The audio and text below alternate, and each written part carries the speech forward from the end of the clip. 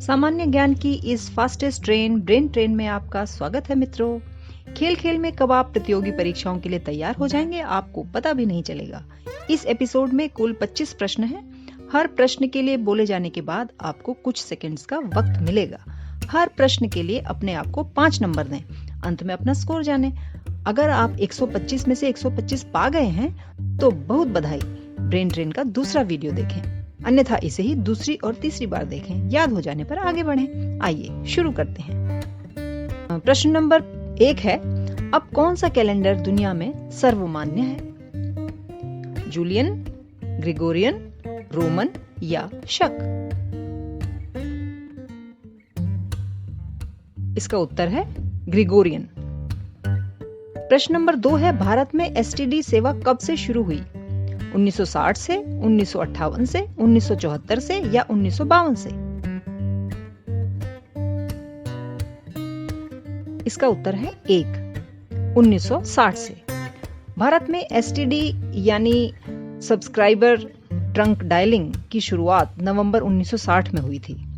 उस समय हमारी सर्विस कानपुर से लखनऊ के बीच शुरू हुई। तो ये इसका छोटा सा इतिहास है। प्रश्न नंबर 3 है, भारत का राष्ट्रीय पक्षी कौन सा है? बुलबुल, गरुड़, मोर या तोता?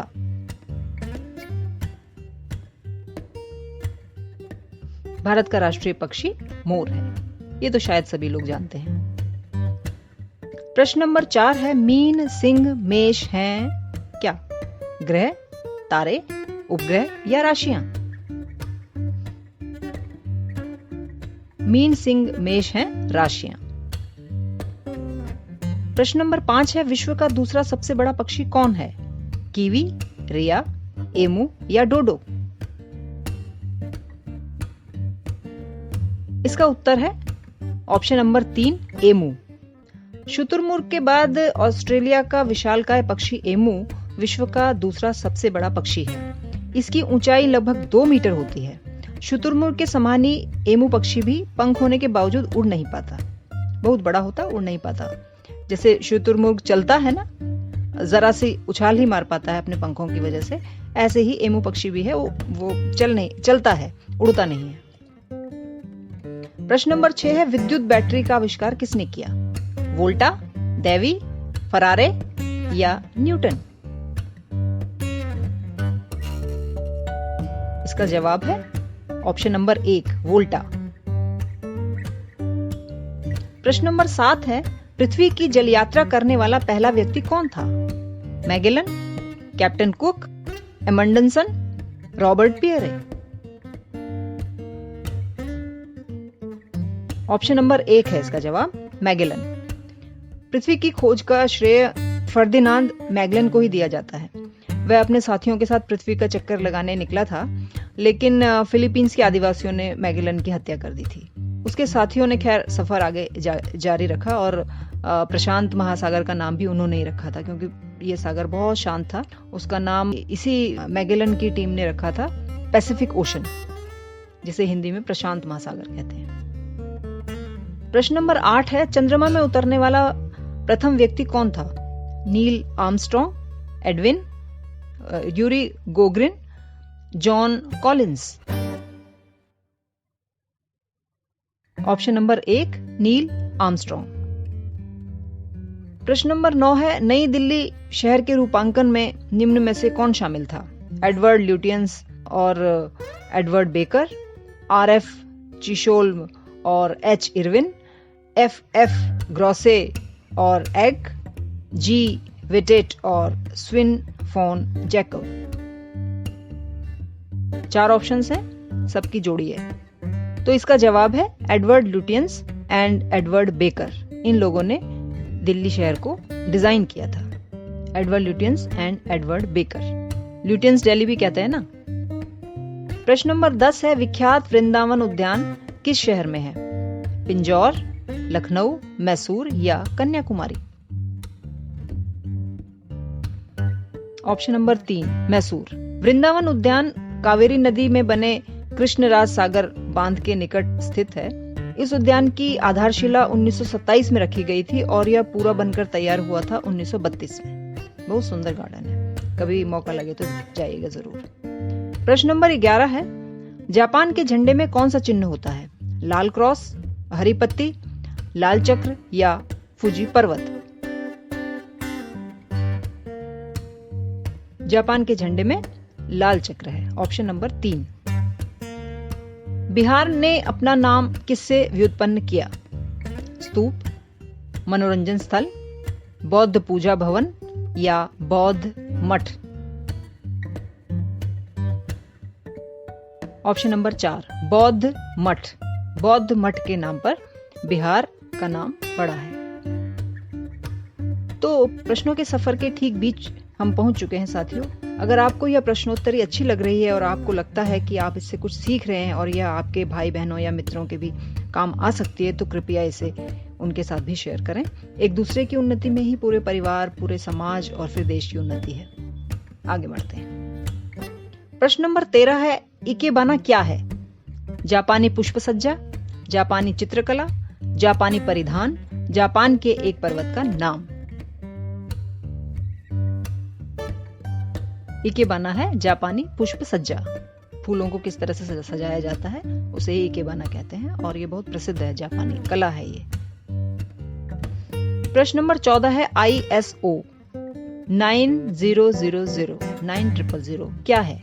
ISO 9000 क्या है? उपग्रह का नाम है, मिसाइल का नाम है, अच्छे प्रबंध का मानक है, नई अन्वेषित आकाश गंगा है? ऑप्शन नंबर 3, अच्छे प्रबंध का मानक है। ISO 9000 अंतरराष्ट्रीय मानकों के एक संग्रह के रूप में परिभाषित किया गया है। यह एक कुशल गुणवत्ता प्रणाली को बनाए रखने के लिए डॉक्यूमेंट करने में कंपनियों की सहायता के लिए विकसित किया गया है। प्रश्न नंबर 15 है, प्रथम तेल परिष्करण संयंत्र कहां स्थापित किया गया? बरौनी में, डिगबोई में, विशाखापट्टनम में या मुंबई में? इसका उत्तर है ऑप्शन नंबर 2, डिगबोई में। इसे आप याद रख लें, ये महत्वपूर्ण प्रश्न है। प्रश्न नंबर 16 है, कौन सा भारतीय राज्य कोयले की बड़ी बड़ी खदानों के लिए मशहूर है? बिहार, आंध्र प्रदेश, कर्नाटक या इनमें से कोई नहीं? इसका जवाब है ऑप्शन नंबर 4, इनमें से कोई नहीं, क्योंकि झारखंड में भारत का सबसे बड़ा कोयला भंडार है। इनमें भी है कोयला, मगर झारखंड में भारत का सबसे बड़ा कोयला भंडार है। भारत के कुल भंडार का 38% यानी कि 38% इस राज्य में पाया जाता है कोयला। तो सबसे बड़ा भंडारण है झारखंड में। संबलपुर किस नदी के किनारे बसा है? महानदी, वैतरणी, ब्राह्मणी या कोयल? संबलपुर महानदी के किनारे बसा हुआ है। संबलपुर भारत के उड़ीसा राज्य का 5वां सबसे बड़ा नगर है। यह महानदी के किनारे बसा हुआ है। प्रश्न नंबर 18 है, निम्नलिखित में से किस विटामिन में कोबाल्ट नाम का खनिज पाया जाता है? Vitamin B3, vitamin B2, vitamin B12, vitamin B6?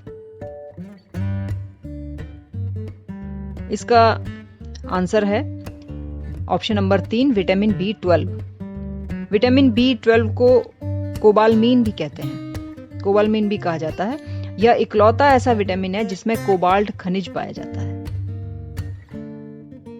वायुमंडलीय हवा में अनुपात में सबसे अधिक पाई जाने वाली गैस का क्या नाम है? ऑक्सीजन, नाइट्रोजन, कार्बन डाइऑक्साइड या जलवाष्प? ये सभी हमारे वायुमंडल में पाए जाते हैं, मगर ज्यादा कौन है इसमें से जिसका अनुपात सबसे ज्यादा है? तो जिसका अनुपात सबसे ज्यादा है वो है option number 2, nitrogen. Nitrogen gas वायुमंडल में सबसे अधिक पाई जाती है। इसकी मात्रा वायुमंडल में 78% तक होती है और ऑक्सीजन की कितनी होती है? 20%। प्रश्न नंबर 20 है, इंडिया हाउस अवस्थित है लंदन में, नई दिल्ली में, मुंबई में या कोलकाता में? इंडिया हाउस अवस्थित है लंदन में। इंडिया हाउस की स्थापना भारतीय छात्रों की हॉस्टल सुविधाओं के लिए और ब्रिटेन में भारतीय छात्रों के बीच राष्ट्रवादी विचारों को बढ़ावा देने के लिए की गई थी। श्यामली कृष्ण वर्मा इंडिया हाउस के संस्थापक थे और उन्होंने इसे वर्ष 1905 में स्थापित किया था।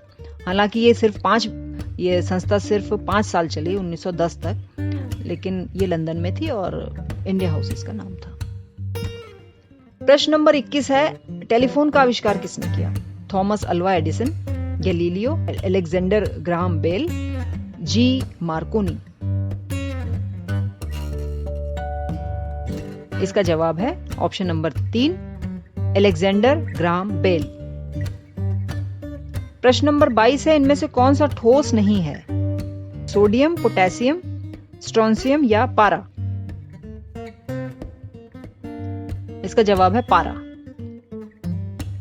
रक्तहीन सर्जरी किस माध्यम से की जाती है? लेजर से, माइक्रो नीडल से, स्कैल्पल से या बारीक कैंचियों से?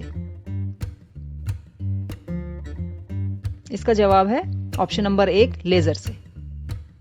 लेजर सर्जरी ऐसा ऑपरेशन होता है जिसमें औजारों से नहीं, प्रकाश बीम्स के द्वारा सर्जरी की जाती है। इसलिए इसमें चीर फाड़ या कोई टाका नहीं लगता है और रिकवरी भी इसकी ज्यादा तेज होती है, क्योंकि और चीजों को कट फट को संभालना नहीं पड़ता है। तो इसकी जो प्रकाश किरणों से जो सर्जरी की जाती है उसकी रिकवरी बहुत फास्ट होती है।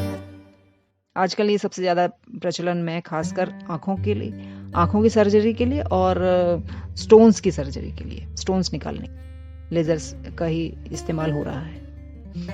प्रश्न नंबर 24 है, दूध से दही बनाने का काम कौन करता है? विषाणु, कीट, कवक या जीवाणु? दूध से दही बनाने का काम जीवाणु करते हैं, ऑप्शन नंबर 4। अंतिम प्रश्न पर हम आ गए हैं, प्रश्न नंबर 25। मोटापे को नापने के लिए निम्नलिखित में से किस इकाई का उपयोग किया जाता है? PMI, BMI, AMI या KMI? इसका जवाब है ऑप्शन नंबर 2, BMI। अब BMI के बारे में थोड़ा सा जान लेते हैं। BMI की फुल फॉर्म है body mass index. Body mass index, BMI एक पैमाना है जिससे आप अपने शरीर के मोटापे को माप सकते हैं। इसे मापने के लिए आपको आपका वजन और ऊंचाई चाहिए होता है। तो दोस्तों, यह अंतिम प्रश्न था। हम अंतिम पड़ाव में आ चुके हैं। आपको अपना स्कोर भी पता चल गया होगा अगर आपने स्कोर नोट डाउन किया होगा तो। और आप ये ध्यान रखिएगा कि ये सभी प्रश्न बहुत अनिवार्य हैं और ये प्रतियोगी परीक्षाओं में पिछले कई सालों के बीच आ चुके हैं। तो अगर आप लगातार चैनल के साथ बने रहते हैं तो मुझे पूरा भरोसा है आपको सफलता अवश्य मिलेगी। उम्मीद है आपको ये वीडियो अच्छा लगा होगा। अगर अच्छा लगा हो तो चैनल को लाइक, शेयर और सब्सक्राइब करना बिल्कुल भी ना भूलें और बेल आइकन जरूर प्रेस करें ताकि नया वीडियो अपलोड होते ही आपको उसका नोटिफिकेशन तुरंत मिल जाए। गुड लक साथियों, मेहनत करने वालों की कभी हार नहीं होती। बहुत शुक्रिया। जय हिंद, बाय बाय।